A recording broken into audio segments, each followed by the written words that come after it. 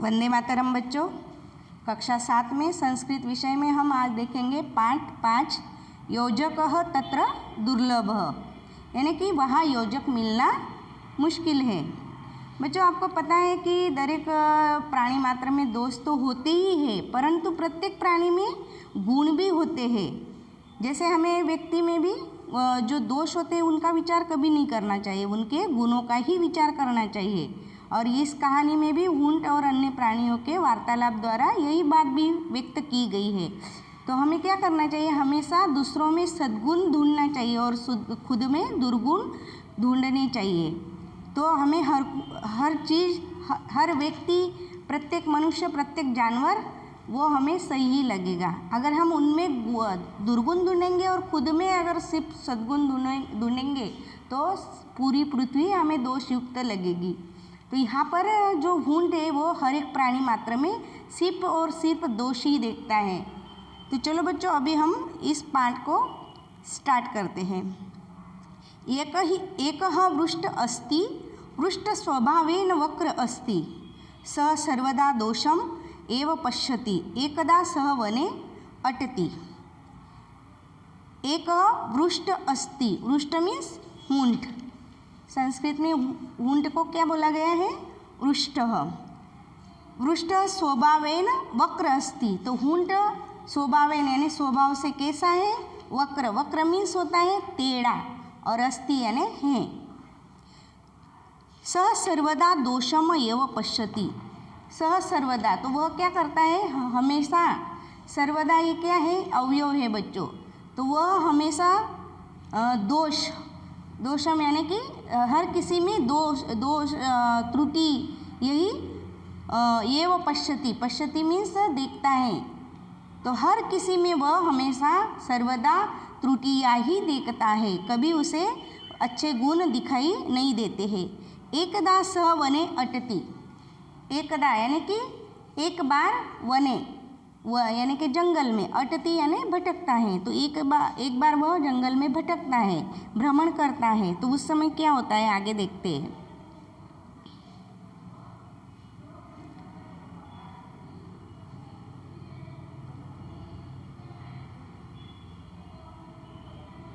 मार्गे सह वृक्षस्य उपरि एकः शुकः पच्छति, पृष्ठः शुकाय कथयति, हे शुक तव चक्षु वक्रा अस्ति, शुक लज्जाम अनुभवति, वृष्ट हसति अग्रे चलति। मार्गे सह वृक्षस्य उपरि एक शुकः अस्ति, जब वह रास्ते से जा रहा था, मार्ग यानी कि मार्ग में यानी कि जो जिस रास्ते पे जा रहा था वह रास्ता, वृक्षस्य उपरि यानी कि वृक्ष के ऊपर, शुक यानी कि तोता। आपको पहले भी बताया था मैंने, जैसे काक यानी कौवा, शुक यानी तोता। तो शुक यानी तोता। तो वहाँ पे क्या था, एक वृक्ष पर तोता बैठा था। कौन बैठा था, तोता। वृष्ट शुकाया कथयति, हे शुक तव, यानी जो ऊंट है वो तोते को कहता है कि हे तोता, तव चक्षु वक्र अस्ति, तेरी जो चोंच, चक्षु यानी चोंच, वक्र यानी कि टेढ़ी है, तेरी जो चोंच है वह टेढ़ी है। शुक लज्जाम, तो वह तोता लज्जित हो जाता है, लज्जा अनुभव करता है, अनुभवती यानी कि अनुभव करता है। वृष्ट हसति अग्रे चलती, तो ऊंट हंसता है और आगे चलता है। तो बच्चों, ये 4 लाइन का जो अनुवाद है तो वो कैसे करोगे। एक ऊंट है, ऊंट स्वभाव से टेढ़ा है, वह हमेशा दोष ही देखता है, और एक बार वह जंगल में भ्रमण कर रहा है। यहाँ तक इतना हो गया। फिर नेक्स्ट जो 4 लाइन है इनका अनुवाद आप करोगे कि रास्ते में वह पेड़ के ऊपर एक तोता को देखता है। ऊंट तोते को कहता है कि हे तोते, तेरी चोंच टेढ़ी है। तोता लज्जा का अनुभव करता है और ऊंट हंसता है और आगे जाता है। अभी नेक्स्ट देखते हैं हम। मार्गे सह कुकुर पश्यति, मार्गे सह कुकुर पश्यति यानी कि रास्ते में उसे कौन मिलता है, कुकुर यानी कुत्ता। वृष्ट कुकुराय कथयति, तो हूंट कुकुर यानी कि कुत्ते को कहता है, हे कुकुर तव, कि हे कुकुर यानी कि हे कुत्ते, तव यानी तेरी, पुच्छ वक्रम अस्ति यानी कि जो पूंछ है वह वक्र यानी टेढ़ी है। कुकुर लज्जाम अनुभवति, वृष्ट हसति अग्रे चलति, तो वह जो कुत्ता है वह भी लज्जित हो जाता है, लज्जा अनुभव करता है, और हूंट हंसते हुए आगे चलता है। तो बच्चों इसका पूरा अनुवाद ऐसे करना है।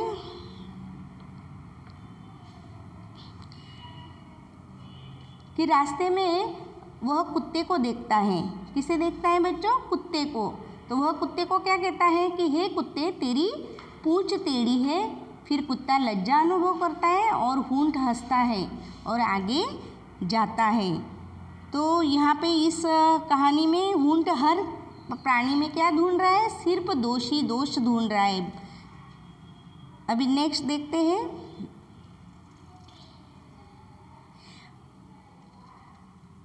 मार्गे बक अस्ति, बक दृष्टवा वृष्ट, मार्ग में बक यानी कि बक कौन है? बगुला। तो वह बगुला, रास्ते में उसे बगुला मिलता है, दिखता है। तो बगुले को देख कर के दृष्टवा यानी कि बगुले को देखकर हूंट वृष्ट वदति, हूंट बोलता है, तब ग्रीवा वक्रा अस्ति, ग्रीवा यानी कि गर्दन होता है, वक्र मीन्स टेढ़ा, कि तेरी गर्दन टेढ़ी है। बक वृष्ट प्रति पच्छति अपि न, तो जो बगुला है वह क्या करता है? उसके तरफ देखता भी नहीं है। अभी उष्टम प्रति यानी कि ऊँट की तरफ, अभी ये उष्टम प्रति का अर्थ यहाँ पे ये मतलब अवयव है बच्चों, और ये द्वितीय विभक्ति का प्रयोग होता है यहाँ पर। तो इस 3 लाइन का पूरा अनुवाद कैसे करोगे बच्चों आप? कि रास्ते में उसे बगुला, वो बगुले को देखता है, एक बगुला है रास्ते में, फिर बगुले को देखकर ऊँट बोलता है तेरी गर्दन टेढ़ी है। बगुला ऊँट की तरफ देखता भी नहीं है। नेक्स्ट, मार्गे शृगाल मिलती, शृगाल पुच्छति, मार्गे यानी रास्ते पर, शृगाल, शृगाल मीन्स लोमड़ी, तो रास्ते में लोमड़ी मिलती है। शृगाल पुच्छति, ऊँट लोमड़ी उसे पूछती है, किसे? ऊँट को। वृष्टभात कथ अस्ति, वृष्टभात यानी कि ये ऊँट भाई, कथम अस्ति यानी कैसा है।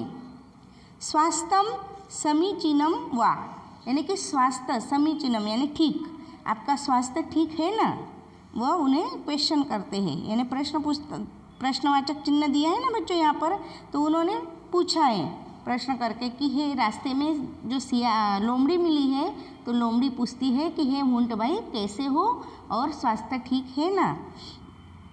नेक्स्ट देखते हैं, रुष्ट वदति स्वास्थ्यम समीचीनम किंतु अन्य किमपि समीचीनम नस्ति, तो ऊँट रुष्ट वदति यानी ऊँट बोलता है, ऊँट बोलता है, क्या बोलता है ऊँट? स्वास्थ्यम समीचीनम किंतु, स्वास्थ्य ठीक है परंतु अन्य किमपि समीचीनम नास्ति, यानी कि स्वास्थ्य तो ठीक है परंतु दूसरा कुछ अच्छा नहीं है।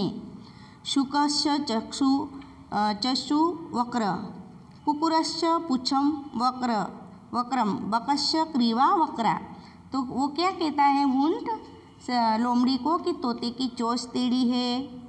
यहाँ पे दिया है ना, शुकस्य चक्षु वक्रम यानी कि तोते की चोंच टेढ़ी है। कुकुरस्य पुच्छम वक्रम यानी कि कुत्ते की भी पूंछ टेढ़ी है। और बकस्य ग्रीवा वक्रा यानी कि बगुले की गर्दन टेढ़ी है। यानी कि उस ऊँट को देखो अपनी चिंता नहीं है, बल्कि वो अन्य प्राणियों में सिर्फ दोष निकालते हुए जा रहा है, और वो लोमड़ी के पास भी वही चिंता प्रकट करता है, उसे वही परेशानी ज़्यादा लग रही कि देखो प्राणियों के किसी की चोंच टेढ़ी है, किसी की पूंछ टेढ़ी है, तो किसी की गर्दन टेढ़ी है, ऐसे वो लोमड़ी को कहता है।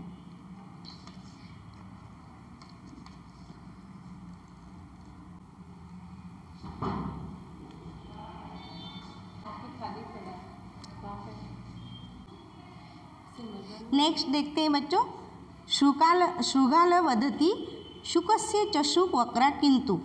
तो श्रुगाल यानी कि जो लोमड़ी है वह बोलती है शुकस्य चक्षु वक्रा किंतु, तोते की चोंच टेढ़ी है परंतु स मनुष्यवाणी वक्तुम शक्तोनि। वक्तुम यानी बोलने में, और शक्तोनि मीन्स शक्तिमान। तो वह जो लोमड़ी है वो कहती है कि तोते की चोंच टेढ़ी है परंतु वह मनुष्य की वाणी बोल सकता है, मनुष्य की वाणी बोल सकता है। कुकुरस्य पुच्छम वक्रम किंतु, जो कुत्ता है उसकी पूंछ टेढ़ी है परंतु वह स्वामी भक्त अस्ति, वह क्या है, अपने मालिक के प्रति वफादार है। कुत्ता अपने मालिक के प्रति वफादार होता है ना बच्चों, ये तो आपको पता है। तो लोमड़ी फिर उसे समझाती है किसे, हूंड को, कि भले ही जो तोता है उसकी जो चोंच है वो टेढ़ी है लेकिन वो क्या है, मनुष्य की बोली बोलता है, ये उसके अंदर गुण है। और कुत्ता जो है उसकी भले ही पूंछ टेढ़ी है लेकिन वह अपने मालिक के प्रति वफादार रहता है, ये उसमें बहुत ही बड़ा गुण है। नेक्स्ट, बकस्य ग्रीवा वक्रा किंतु, बगुले की गर्दन भी टेढ़ी है परंतु तस्य एकाग्रता प्रचलिता। भले ही उसकी गर्दन टेढ़ी है परंतु उसकी जो एकाग्रता है वो अपनी एकाग्रता के लिए प्रसिद्ध है। यानी उसके अंदर भी कौन सा गुण है बच्चों, एकाग्रता का। जो बगुला है उसके अंदर एकाग्रता का गुण है, यानी कि हर किसी के अंदर कुछ ना कुछ गुण छिपे हुए रहते हैं, कोई भी ऐसा नहीं है कि जिसके अंदर कोई गुण नहीं है। भवता सर्वाणि अंगानि वक्राणि सन्ति किंतु भवान मरुभूम्या नृपः अस्ति। भवत मीन्स भवत का अर्थ होता है आपके भी, सर्वाणि अंगानि यानी कि सभी अंग, वक्राणि सन्ति किंतु यानी कि टेढ़े हैं परंतु, भवान यानी आप, मरुभूम्या नृप अस्ति, मरुभूम्या का अर्थ होता है रण प्रदेश का, और नृप मीन्स राजा। तो आपके भी सभी अंग टेढ़े हैं परंतु आप रण प्रदेश के राजा हो, यानी कि आपके इतने सारे अंग टेढ़े फिर भी आप रण प्रदेश के राजा हो, ये आपका बहुत ही बड़ा गुण है। अपि च तेषाः चक्षो यानी कि और भी उनकी चोंच का, पुच्छ ग्रीवायाः च प्रयोजनम अस्ति, यानी कि और भी उनकी चोंच का, फिर पूंछ का और गर्दन का प्रयोजन है, यानी उनका उद्देश्य रखते हो। निरर्थकम नास्ति, निरर्थक नहीं है। अमंत्रम अक्षरम नास्ति नास्ति मूलम नौषधम अयोग्य पुरुषो नास्ति योजक तत्र दुर्लभ, यानी कि मंत्र, अमंत्र अक्षर है यानी कि मंत्र न हो ऐसा एक भी अक्षर, मंत्र ना हो ऐसा एक भी अक्षर नहीं है। नास्ति नास्ति यानी मूलम नौषधम, मंत्र ना हो ऐसा एक भी अक्षर नहीं है, और जिससे औषधि न बने ऐसी कोई भी वृक्ष या फूल नहीं है। अयोग्य पुरुषो नास्ति यानी कि अयोग्य हो ऐसा एक भी पुरुष नहीं है। और योजकस्तत्र दुर्लभ, उस विषय में योजक दुर्लभ होता है। तो बच्चों ये यहाँ से मैं आपको पूरा अनुवाद फिर से बताती हूँ। भवता सर्वाणि अंगानि से, तो आपके भी अंग, सभी अंग टेढ़े हैं परंतु आप रण प्रदेश के राजा हो, और भी उनकी चोंच का, पूंछ का और गर्दन का प्रयोजन है। ये हुआ यहाँ तक। फिर यहाँ से होगा कि मंत्र न हो ऐसा एक भी अक्षर नहीं है, औषधि न हो ऐसा एक भी फूल या वृक्ष नहीं है, अयोग्य हो ऐसा एक भी पुरुष नहीं है, उस विषय में योजक दुर्लभ होता है। यानी कि जो दोष ढूंढने के लिए निकला हुआ योजक है हूंट, तो वो मतलब ऐसा जो दोष वाला व्यक्ति या प्राणी ढूंढने निकला है, तो ऐसा कोई भी नहीं है, क्योंकि हर एक के अंदर दोष के साथ साथ गुण भी होते ही है। इसीलिए बच्चों हमें भी किसी के अंदर सिर्फ गुण या दोष दुर्गुण या तो त्रुटियां ढूंढनी नहीं चाहिए, बल्कि उसके अंदर जो गुण है उनको ढूंढना और उन गुणों को हमें भी लेना चाहिए। तो बच्चों छोटी सी कहानी है ये ऊंट और अदर प्राणियों के साथ। तो यहाँ पे ये पार्ट अपना कंप्लीट होता है। तो इसका अनुवाद और अर्थ आपको लिखना होगा शब्दों का। वंदे मातरम।